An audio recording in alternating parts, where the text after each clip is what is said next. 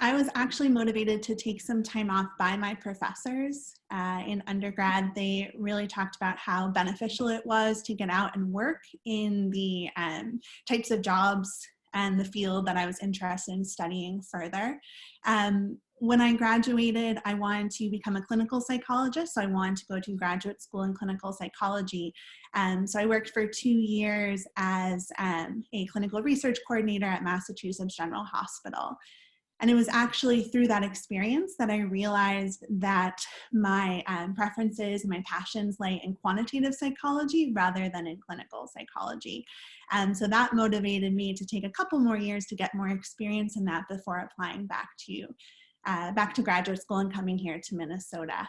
So I think it was really beneficial for me not only to have had experience studying what I thought I was really interested in, but actually getting out there and experiencing it to make sure that it was something that, I was interested in pursuing further. Yeah, my sort of reasoning is similar to that.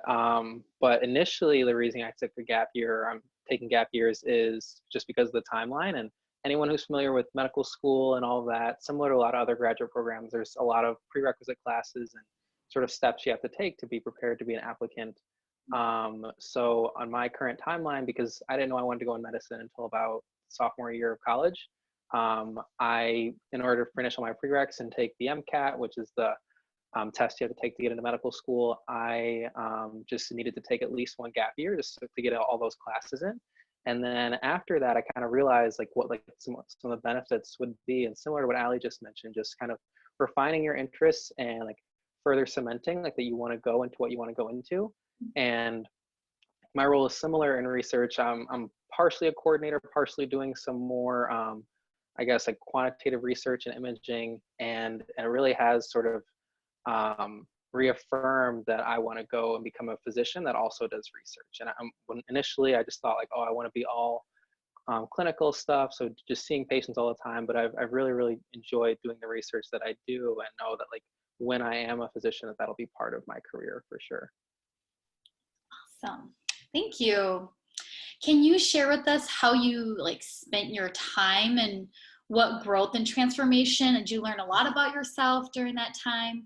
And I know, Dawson, you're currently in your, and you mentioned that it is affirming even further that you want to go into medicine. And so were there any key skills or competencies that you've developed during this time? Yeah, I guess I can talk about that first, just because I'm in the midst of it. I think the main thing for me that I've learned is just communication skills, and just working with people is so much in a job or whatever you do in your gap year is just so much more different than the communication you do during school. You're kind of just expected to become professional really, really quick, and I think that's good, kind of just thrown into it. And I think it's really, really helpful. And I've heard from a lot of doctors that I work with is that they can oftentimes tell the difference between a resident who has had some time to work after undergrad, and a resident who's kind of just gone all the way through from undergrad to medical school. And it's not that if you go straight through that you can't develop those skills. It's just that if you take that time to kind of not be a student, you are more well equipped to just work with other people. And that's sort of the thing that I've really learned, is that working with other people and working with people from different backgrounds and different styles than you, it's a big change than from undergrad. Because in undergrad, you can basically kind of go through pretty independently. Yeah, you have your support systems, but a lot of it is kind of just testing your individual competence, and you have a group project here and there. But for the most part, if you're doing well in school and you know the content well, you can kind of figure out what your way is and kind of just go about it that way. But in my experience, at least working, it's a lot more different.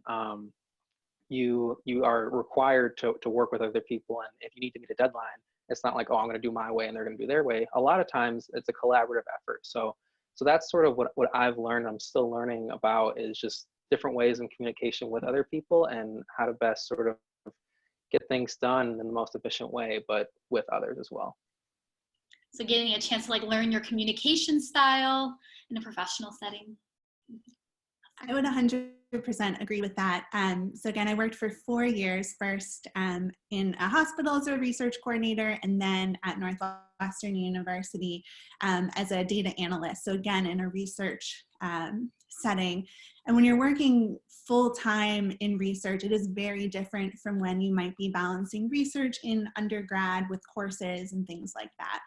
I think the time management skills and just the professionalism aspect that Dawson mentioned are very important and helped me become a better researcher. So when it became time for me to actually be applying to graduate schools where research is so important and crafting that personal statement, I had a much better perspective, and I was able to craft, I think, a much better personal statement because I had had those experiences, things like working collaboratively with the team, both where I was, but then also across the country with other researchers, working on research projects from start to finish just really helped me gain a lot of skills that I think have translated really well into a PhD program. I would also agree with Dawson that I've heard from others saying that they can really tell when they have graduate students who have had a little bit of time off from academia to work. And I think it lends a lot of really important skills that will make the transition through graduate school much easier. Awesome. Thanks for sharing, y'all. And you know, how did you maintain the relationships that you had from undergrad with faculty? I think a concern I hear from students is, well, what if I take too long of a break? My professors won't remember me. How do I, you know, keep in touch? So what did you do to kind of maintain those relationships with faculty? Because they are, you know, people who can write your letters of recommendation for grad school. Yeah, I think it's very important just to check in periodically. I had a mentor in undergrad who was so wonderful in helping to write letters of recommendation and just talking about, you know, what I was interested in and thinking about different schools as I got to the point where I was looking to go back to graduate school. But it really wasn't too hard, just a couple emails here and there. Here's what I'm thinking. And I think people will be pleasantly surprised to hear that a lot of professors are really happy to help you as you're going back to graduate school.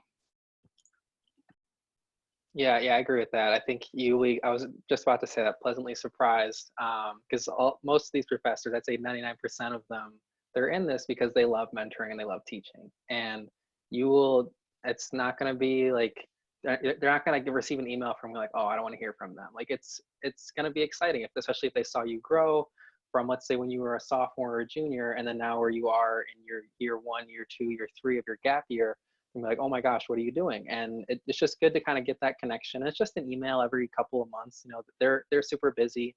But those things, Marlena is a perfect example. Marlena was my advisor in undergrad, and she hasn't been my advisor for almost 2 to 3 years now, but we still connect every now and then. And it's just those little things that just sort of like those interpersonal skills that you kind of just learn professionally, where it's just checking in with people, seeing how they're doing. And more often than not, people will sort of want to do well, like on your behalf, and they'll want to support you and hear how you're doing. So I understand that's a concern because it can seem crazy, especially at a big school like the U, because these professors are seeing for one class, let's say it's physics, like there's 300 people in that room with you, and they're like, oh my gosh, if they're seeing that every semester, how are they gonna remember me? Like they'll remember you if they made me a little refresher, like, oh, I was here fall of 2018 or something like that. But they'll remember you, and they would more often than not like to hear from you. So that I understand that can be like a logical concern, but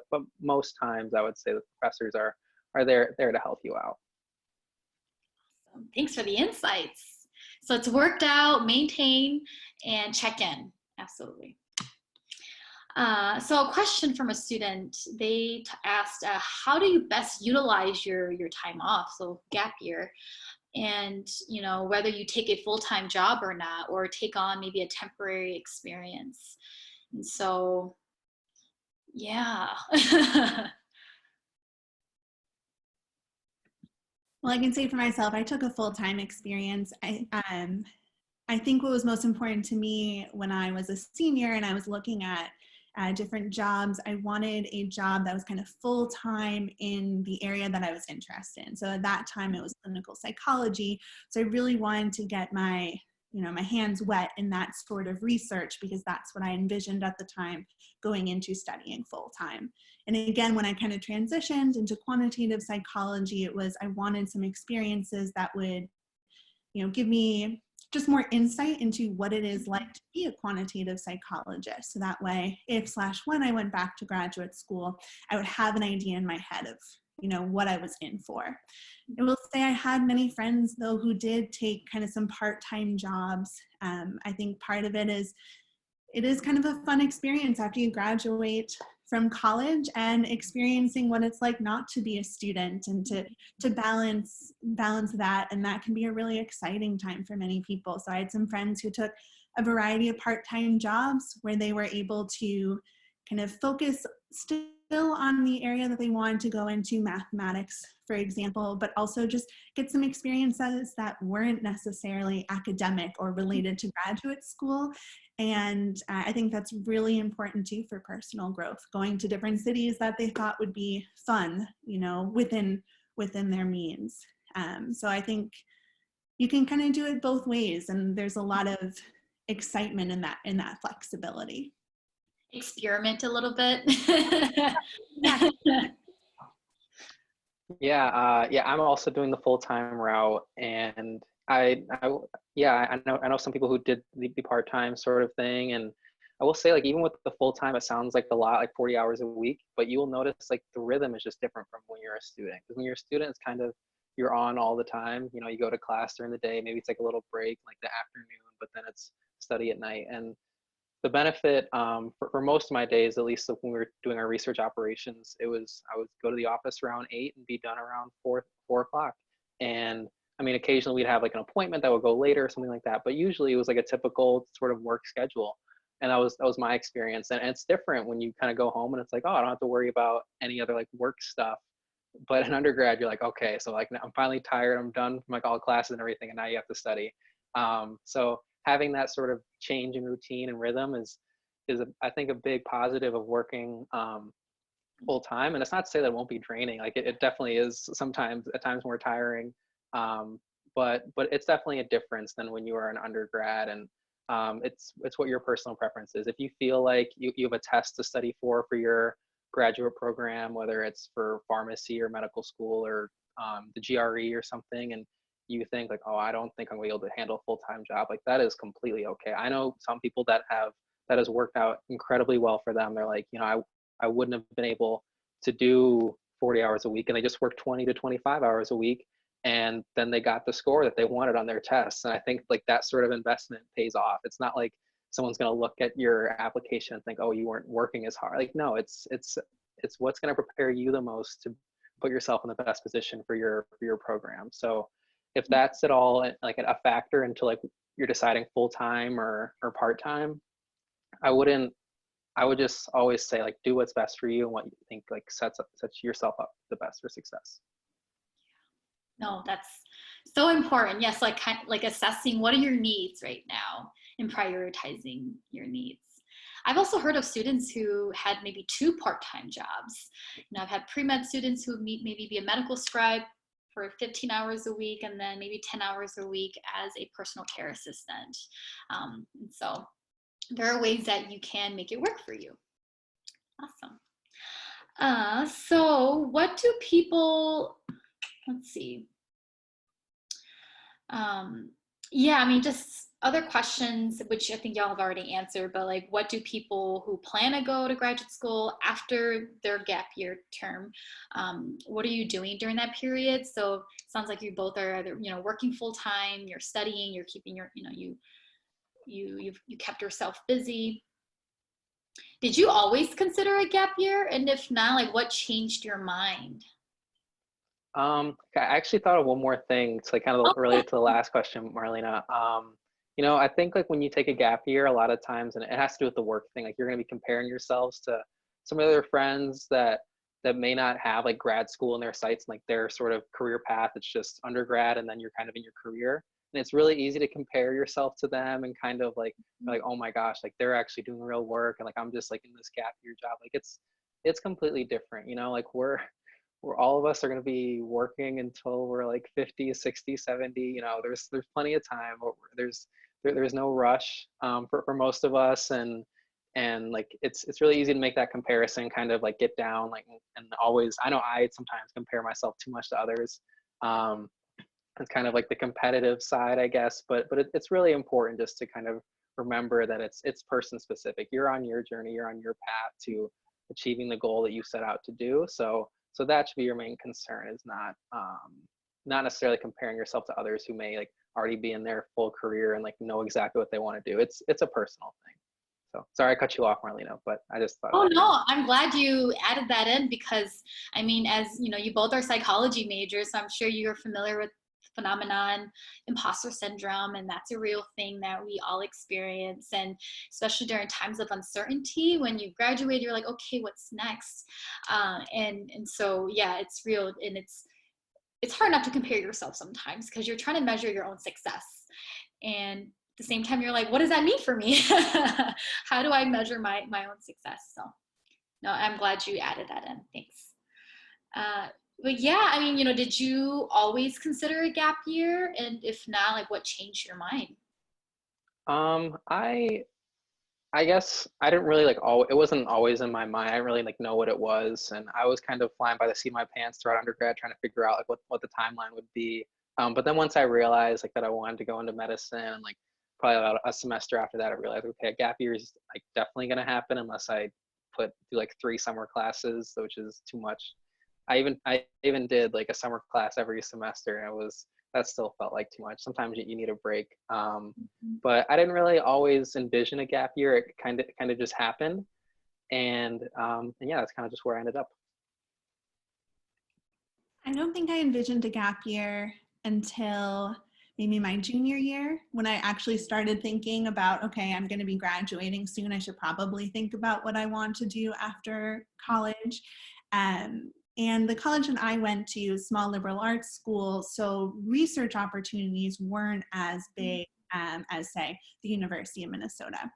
And I knew, and I still know, that for graduate schools, especially in psychology and in quantitative psychology, research experience is very, very important.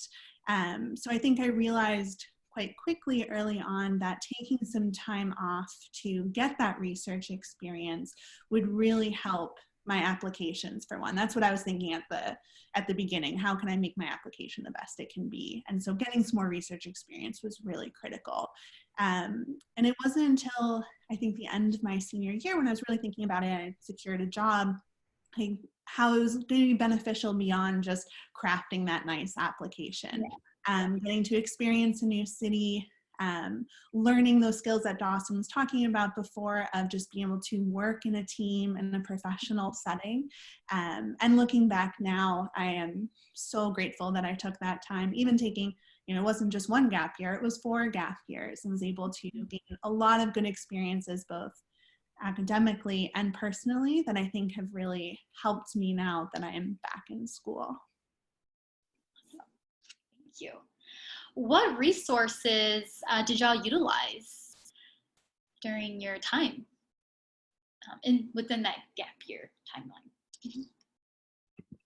I think for me, it was very helpful to use my supervisors at the jobs that I was in.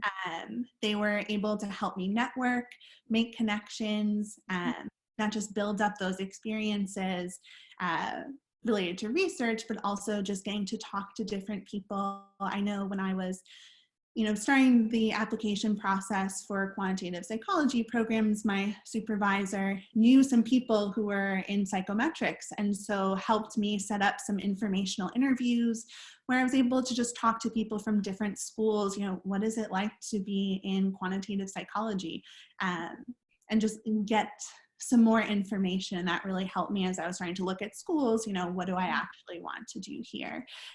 So I was able, when I was thinking about my letters of recommendation, I had professors from my undergrad, but I also had these really good connections that I had created who were able to help me just better understand the field. Yeah, mine's very similar. As far as like resources that I'm using, it really is just like that sort of person to person communication. I went here for undergrad and this is still where I work, but there's still like so many opportunities to network. And that word like sounds kind of scary, I think. But it's really like when you like work and you're at a place for 40 hours a week, it kind of just happens naturally. Like if you're going to things, if you're attending, I mean, it's easy for me because I'm at a university. If you just attend a talk and then you recognize someone like, oh, you work in psychiatry, and those are the things that kind of happen. And networking is really just happens from doing your job. Honestly, I don't, when I go to work, or when I did go to work pre-crisis, wasn't my goal wasn't to network as much as possible. It kind of was just kind of do my job, and things just kind of happen most of the time. And sometimes you'll have to take that extra step where you have to send the introductory email. But if you see something that's really cool and see a professor or someone that's doing awesome work, reach out to them. And if they don't respond, reach out to them again. Like that's completely okay. It's so scary, I think, to like email someone that you don't know, like, hi, I am whoever, and this is my, like, that's scary for sure. And you feel like let down if they don't respond initially, but that's okay. They're professors, they're busy people usually, and they have received a lot of emails, and it's not brash or too forward to send that again. But as far as the other resources that I've used, I've just stayed sort of in communication with people that I know who have kind of been like on different career paths, but in academics. And that's just kind of like my main resource, is just talking to other people and finding out what worked for them, and then kind of seeing how that fits into my own personal puzzle. So those connections that you've made, right? So it's important to make connections. That's how I like to frame networking too, is that it's about making connections, professional connections, and building those professional relationships. Absolutely. Yeah, thanks so much. I know we're going to be wrapping up here soon, and wanted to see if y'all had any, one advice like to offer students who are planning to take a gap year, growth years is what I like to call it. And and they're preparing for, and they're hoping maybe to go into like a healthcare or STEM related program. So any last nuggets you want to share? I guess for me, beyond everything that we've talked about, I would say your gap year or gap years don't necessarily have to be, you don't have to be focusing the entire time on, the graduate school you might be going to afterwards, or medical school, or whatever you're doing afterwards. Just taking some time to enjoy yourself and not necessarily thinking about, how is every little thing that I'm doing going to be adding up to what I'm going to be doing next. I think just having some of the experiences, like Dawson said, where I was working 40 hours a week and then was able to go home and not have to do homework, create a sense of work-life balance that has really helped me as I've gone back to academia, where sometimes there's a sense of no work-life balance. So even just taking some time to enjoy yourself outside of school, if that's something that interests you, I think will set you up for success. Yeah. My sort of closing advice is going to be kind of just repeating everything I've been saying, and it's a little hard for me because I'm not currently in a graduate program. That hopefully is going to be like a year from now. But it's really just kind of finding out like what works for you, and that's why growth year is such like a good term instead of gap year, just because it's finding out your professional interests, it's finding out your personal interests, and finding out how you want to establish that work-life balance, how you want to, I guess, prioritize different aspects of your work. It's so personal. It's not, if you don't want to look up like what to do during your gap year and take that as like gospel. That'll scare you. And I've done plenty of that, and I'm sure, I know at least in the medical school community, there's the MCAT Reddit, the pre-med Reddit. If you want to be scared, by all means, go on those places, scare yourself. And I'm sure the same thing is for clinical psych or developmental psych, whatever it may be, whatever the grad program is. So I would try to avoid those resources, and I mean, you can read them, of course, but take it with a grain of salt. And I guess, yeah, like I guess, like I said, in closing, it's just kind of find out what works best for you and kind of go from there. It's going to be so specific to you and not the same as anyone else's. So kind of don't expect it to be, and don't expect yourself to follow this perfect linear trajectory. It may be different than that, and that's completely okay.